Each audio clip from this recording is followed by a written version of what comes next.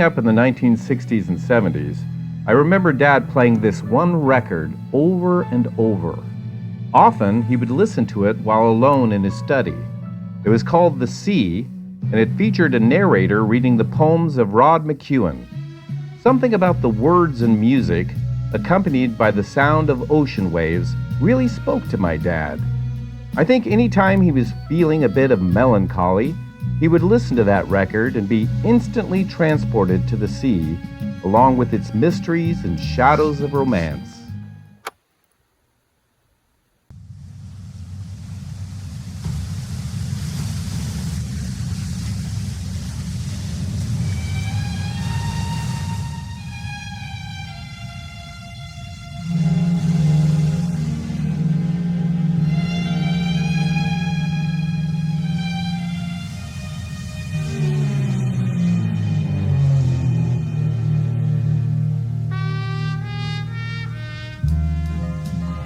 Perhaps the time will come when I no longer smile the way I did this morning or last week.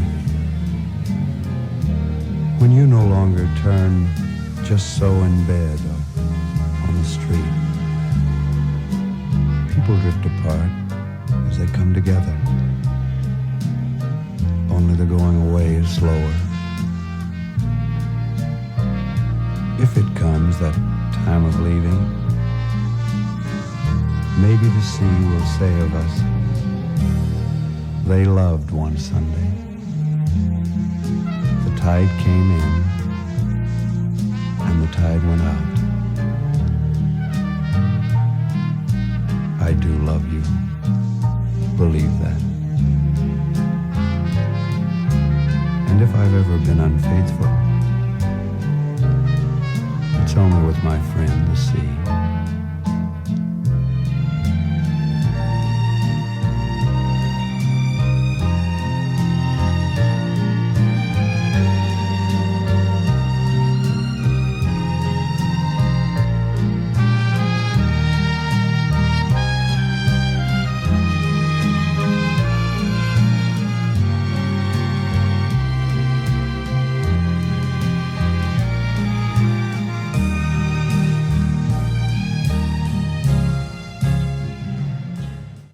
This love of the sea Dad and I shared, and so what better place to spend the last week of our 3-week motorhome trip than at the beautiful Oregon coast. And so Dad drove us in his motorhome from the L&D to the Oceanside RV Park in Charleston, Oregon, where we would later meet up with my sister Sherri. We really didn't do a lot that week. At least, we didn't go around keeping busy with any of the common tourist traps of the area. Instead, we breathed deeply the salty ocean air, walked the peaceful, empty beach, climbed on the large boulders as the waves crashed into them, and hiked the evergreen tree-lined trail that overlooked the beautiful Pacific. There's something about looking out at the vast, powerful ocean, listening to the rhythm of the waves, that can cause a person to lose themselves in dreams. Sometimes those dreams take us back to the whispers and shadows of long-ago romance, memories of searching for shells and starfish, and sunbathing while contemplating what the future may bring. The sea certainly has that effect on me, but more than often, when I look at the expanse of water that seems to stretch out into infinity, I feel something deeply spiritual.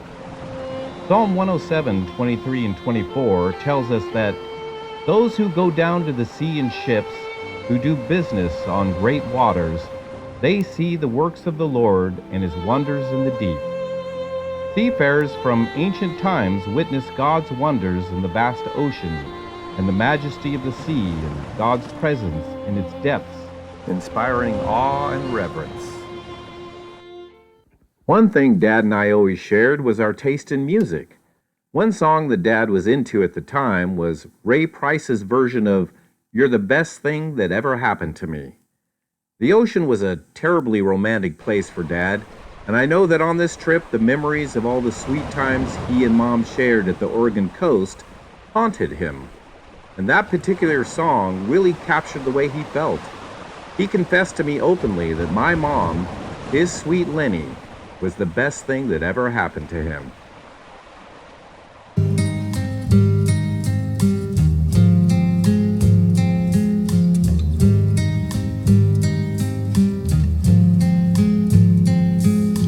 I've had my share of life's ups and downs, but fate's been kind. The downs have been few.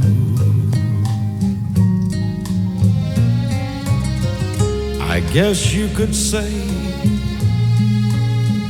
that I've been lucky,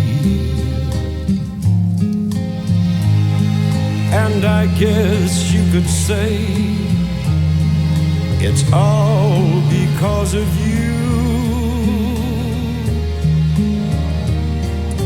If anyone should ever write my life story, for whatever reason there might be,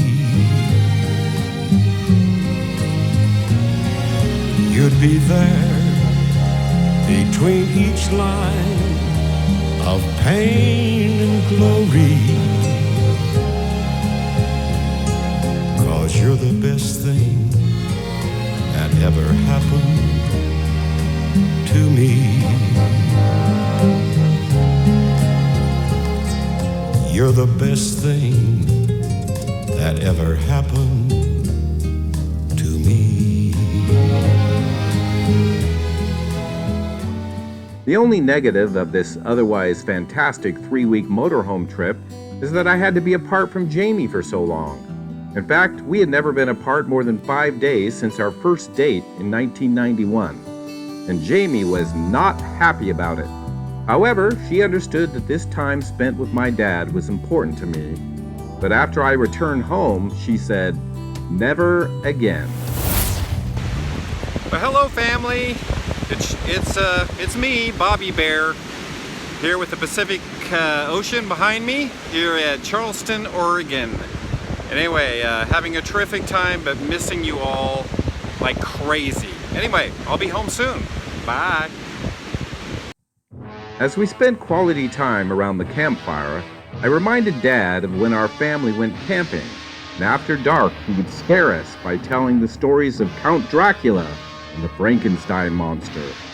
I remember in the darkness seeing the firelight flickering on his face as he would tell us of Dracula emerging from the London fog to seek victims for their blood. It was glorious. Dad admitted that he had forgotten about that, and the memory brought a smile to his face. For reasons I've never been able to explain, when camping and cooking outdoors, food seems to take on a magical quality that just can't be achieved indoors.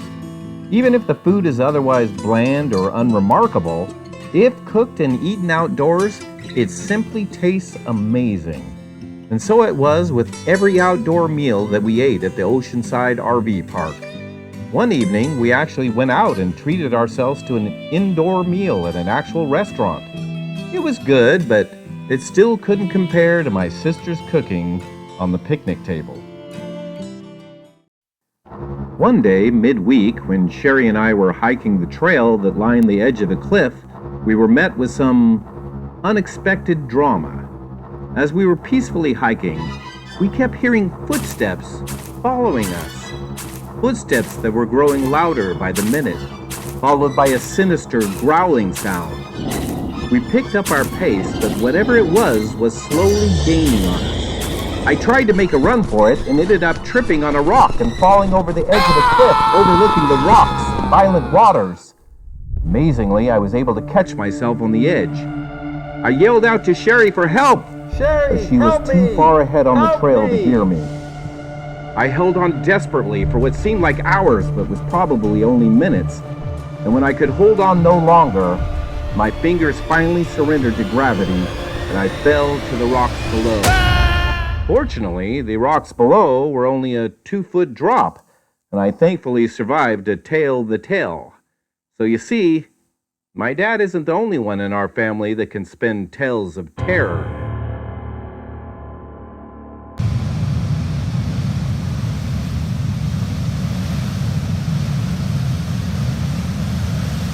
Anyone who has put their foot in or has been insane enough to go on a swim in the Pacific Ocean in either Oregon or Washington understands that it's not what you would call friendly water. In fact, if you stay in long enough in the frigid water and get past the intense pain, your limbs and body parts will eventually go numb. After that, it's really not that bad. One sunny afternoon, I was feeling adventurous and maybe a little crazy, and so I tested the water. Let's just say the ocean has a way of making a person feel really alive. But if I had stayed in any longer, I might have ended up quite the opposite, and I wasn't ready for that just yet. We picked one night of our stay to be movie night, so Sherri joined Dad and I in Dad's luxurious motorhome, and we watched one of Dad's favorite movies, Casablanca, the classic 1942 film with Humphrey Bogart and Ingrid Bergman. Such a great movie. He's looking at you, kid.